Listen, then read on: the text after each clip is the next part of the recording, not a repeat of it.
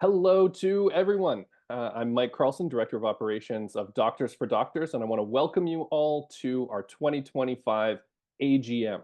Happy to have the whole gang here, our board, our executive director, and we want to give you updates for the year that has come before us, and we're also looking ahead to this coming year. Lots of exciting updates. I want to first kick it over to our founder, Andrew Wilson. Andrew, take it away. Hey, my name's Dr. Andrew. I'm a full-time chiropractor here living in Port Elgin, Ontario, in Canada. I am the founder of Doctors for Doctors, and I can't believe it's been 15 years already, everyone, since the original inception of DFD in 2010. We've come a long way. 2024 was another great year for us, and 2025 is looking really strong so far. We had our Nicaraguan board members trip this year, and it was really great to see the students as always and catch up now that we've known them for so long. The relationships just keep growing and getting stronger, and that's the most important thing to me. I'm always happy to report that all of our students did great in their school year, and they're all progressing really well through medical school and moving on to the next year and able to keep up with everything that they need to. We sponsored a new student last year, Osmara, and we hope to sponsor another prospective student this coming year in 2025. So sponsoring this new student is our main fundraising goal for the 2025 year. And just more information on that for you. If you want to change the lives of a Nicaraguan medical student, as well as the future patients that they will treat, please get in touch with us and we can give you more information on how to sponsor her. With our graduates and the DFD alumni, it's also been really fun to watch our families grow together. And me and Dr. Kimberly down in Nicaragua even got to watch our children play together as they're getting older. So it was a really, really great trip this year. It's really cool to be a part of this thing as it continues to grow and get older. And of course, this is the big year for us. We had our first full year with the fantastic Dr. Elsa Dinsdale. It's been an absolute pleasure to work with her for all of 2024 and the start of 2025. So I'm going to introduce to you Dr. Elsa Dinsdale. Hi, my name is Dr. Elsa Dinsdale. I'm a Canadian family doctor, and I recently joined Doctors for Doctors as the Director of Clinical Development in 2024. Last year, I had the opportunity to travel to Nicaragua and meet the medical students who participate in the Doctors for Doctors program. It was inspiring to sit and listen to the medical students describe their personal stories and experiences that led them to become physicians themselves. Doctors for Doctors doesn't just provide financial support for students that may not be able to pursue a career in medicine, but they also focus on supporting their learning through research activities and public health, really in a holistic way, helping support them become young leaders. It's been wonderful engaging with the students also through online education sessions that we run to support their learning.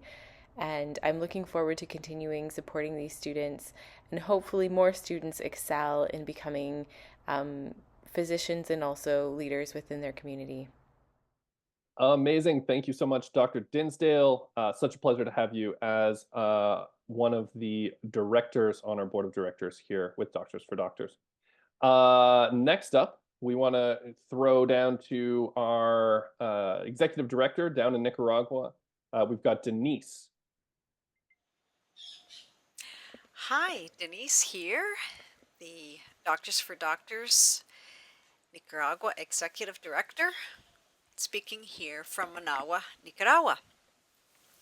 2024 was an exciting year for our students. Brandon has graduated and we couldn't be more pleased.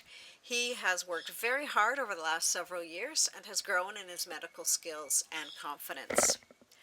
Our alumni, Brian and Kimberly, had a study published in 2023, a pilot rheumatic heart disease screening program using portable handheld echocardiography in Rivas, Nicaragua. And Kimberly had the opportunity to present it in a poster at an international medical conference in September in the Dominican Republic. We're so very proud of both of them. On to our current students. Noelia finished her second year with flying colors, and Jimena graduated from her 5th year.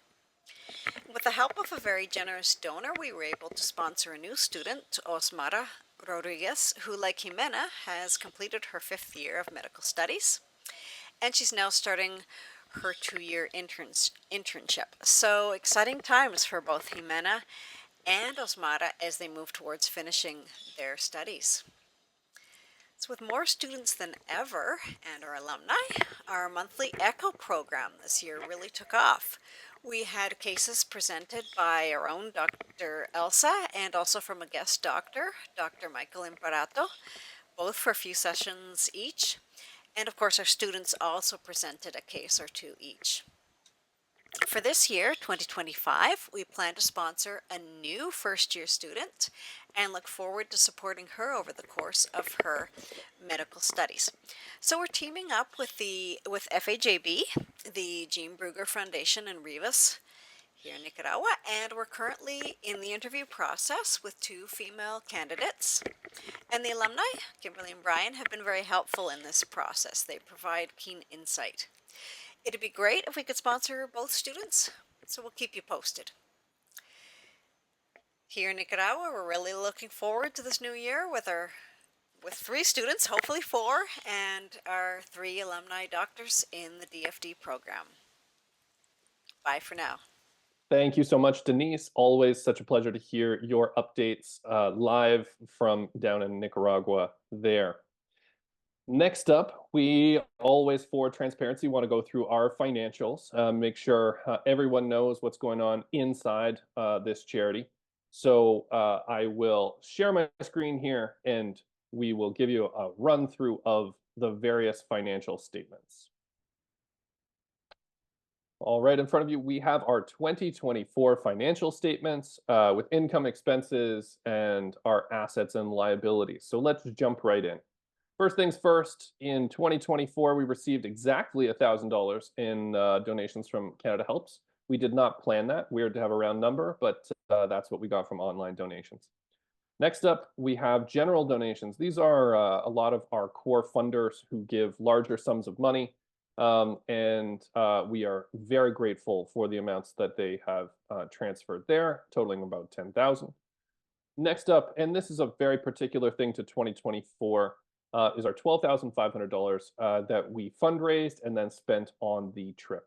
So the charity didn't actually spend any of its own money or any donations on the trip for the directors to go down and make sure that everything was still working smoothly down there, checking in on students, making sure the programs are running well. It was fundraised by the people who themselves actually did go down. And that's that sum of money there. We had a little bit of interest, and then of course we have our in-kind donation of storage. We have a bunch of materials that need to get stored, and again we do a check exchange to make sure that that space is honored. So in total, we're looking at about $27,000 to $28,000 in revenue. One of our larger years in the last few years for revenue, and of course that's heavily influenced by the trip, which saw a surge of donations, the extra $12,000 there. In terms of expenses, $4,000 went to our executive director in Nicaragua. About $10,000 went to our students and alumni, either through FAJB or directly our local partner. And then we also had the Nicaragua trip, which, as you can see there, was about $12,000. For everything from flights to lodging to student meals, and making sure that when we were meeting with students down south, that everyone was taken care of and looked after that whole time. We have a few extra banking fees and operational things like our website, and then of course the $3,600 for the in-kind storage donation, which totals about $30,000. So all in all, our difference there of about $2,000 to $3,000 is an overspend, but given our trajectory for the last few years is basically normal. We've been spending a little bit more than we've been making because we do tend to have big banner years where we pull in more money and then kind of draw down on that over years. In terms of assets, we're sitting with about $13,000, $14,000 in our bank accounts. So we're good to make next year's payments and looking after students. We also expect those payments to drop over time here as some of our older students who might be more expensive are graduating out of the program and their tuitions are decreasing.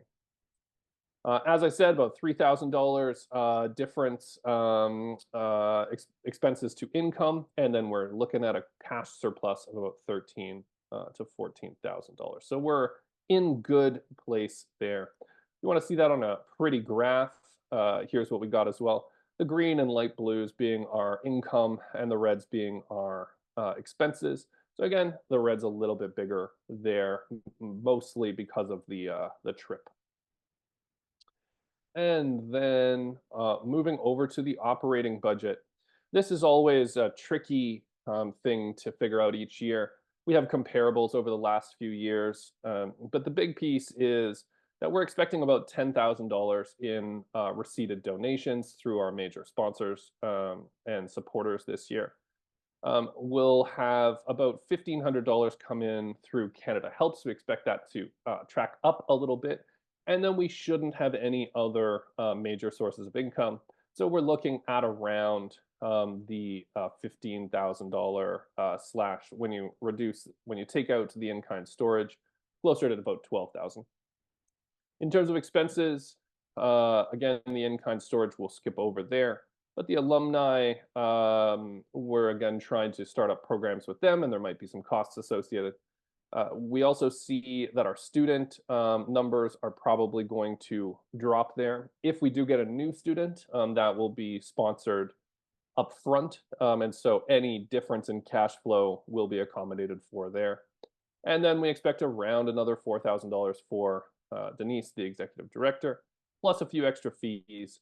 So we're looking again at that split of a little bit of a difference with $1,000 difference, which is completely covered by the money we have in the account.